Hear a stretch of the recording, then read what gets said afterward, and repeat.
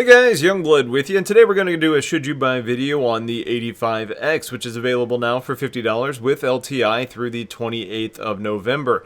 Now, in this ship, when we start talking about it, it's going to be available in 2.6, which is kind of a nice surprise. I don't think any of us really expected to see it that quickly. Now, for those of you that already have an 890 jump, this is the snub nose that's dedicated to that ship. So if you already have an 890 jump, you already have an 85X. Now, something else that was kind of interesting, Ben actually confirmed on Twitter that it does come with a quantum drive, which means that you can actually jump around a system, whereas something like a P-52 or a P-72, where it stands today, you are unable to jump around the system. Now, the 85X isn't going to be able to, leap from Terra to Cathcart or something like that. You're stuck in the system. You're not able to engage a jump drive. But being able to jump from a moon to a moon or from a station to a different part of the system, those are real nice advantages, and it gives this craft a whole lot more utility. Now, we may end up seeing that with some of the other snub-nosed crafts, and it may end up being a decision that they change, but for right now, that's a really nice perk. The 85X is a really, really well-designed craft. It's really sexy. It's kind of supposed to be your space BMW. It's styled well to be able to do things like fly in atmosphere, meaning that if you're going to go land on a planet to do some exploration, your ship is going to perform very well there. It's got room for two, it carries no cargo, and it should be able to do some racing. Now, when we start talking about this ship, I think the most natural comparison is probably with a M50, which is kind of strange considering the M50 is an actual full ship as opposed to this being a snub-nosed craft. But when we compare it, it's slightly longer than an M50, but about 4,000 kilograms lighter. It's got two size 1 engines, which means it should be a little bit slower and have less acceleration than an M50, which has 2 by size 2 engines.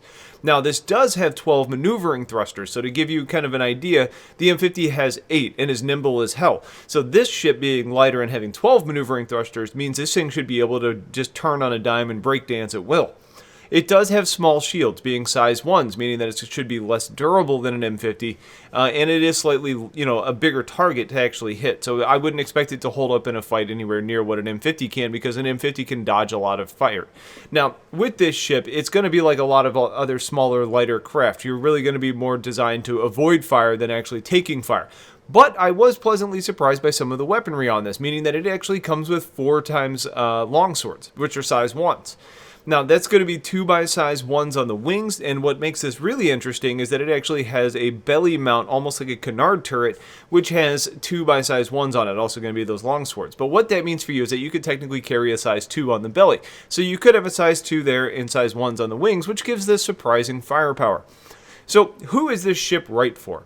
Well, those of you that already have an 890 jump who want to back up, as this is probably more likely to be destroyed than your primary ship, this would allow you to have another one to be replaced pretty quickly. I think this ship is a good option for those who want a ship that's capable of doing some in-system runs, and that the primary reason is, I guess that's the primary reason why I picked up this ship. To be able to jump from my hangar to go do an option, or maybe take somebody from one point to another. And since you can carry an extra person, you can take people to and fro around a system, or just run some simple errands. I also think that for those of you that are interested in racing, it could be an interesting option into that market, though the Archimedes and the Gamma are similarly priced and should perform better in that right as far as racing is concerned. So it may not be the best racing option in the price range. Now, I think it's absolutely a good option for those of you who are looking for that cheap LTI token, so I think that's going to be the most common reason people are buying this. But if there is something that you're interested in during this anniversary sale, you can buy this and then CCU to this ship of your choice and retain the LTI from this package. It's really an awesome little ship, but for those of you with ships that already have hangars, you may have better options out there. For example, the Anvil, or if you have the Carrack, the Anvil Pisces, it should be kind of a military-grade ship, or I would expect it to be, so it may end up being more durable, though probably quite a bit less sexy than this one is. For those of you that have an Idris or an Endeavor or a Javelin or a Polaris, the ships that actually have hangars on them, you can fit full-size ships, which means that they're going to probably outperform this in a lot of situations. But at the end of the day, if you're interested in a fancy little shuttle or a cheap ship that's capable of fighting or racing or doing some scouting of planetside or asteroid fields that your bigger vessel can't actually end up traversing, the 85X is absolutely a good option. So I think it's important just to keep some realistic expectations of this ship and know that it's got some limitations as compared to some of the non-snub nose craft. But when I'm comparing it to other snubs, I think it's a more capable ship than a lot of the other ones.